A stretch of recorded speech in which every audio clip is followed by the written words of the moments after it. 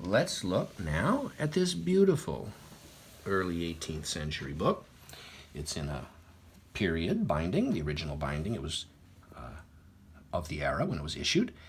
It's got nice gilt spine compartments with a title label there. A little bit of splitting at the head of the front board joint, but very minor. The binding is still tight and sound. A little bit of gilt work on the board edges, like so. We see a beautiful engraved frontis piece here. I say beautiful.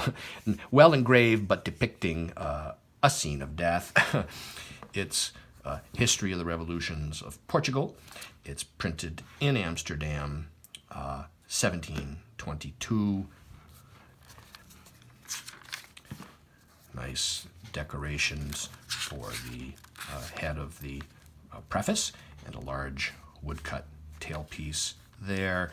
We see it has this large fold-out Sanson map engraved by Winter. Interesting. That's an interesting map right there. It's got more decorations. See the imprint on the paper of the folded map, as typical. The text block remains clean, tight, and sound.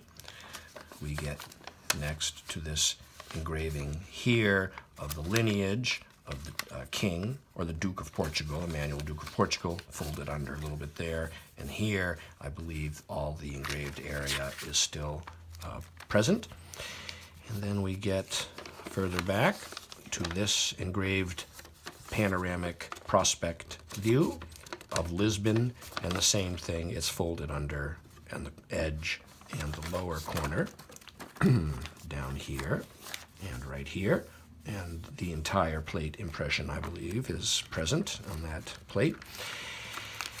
And so this beautiful book is now available online from me, Brian DeMambro.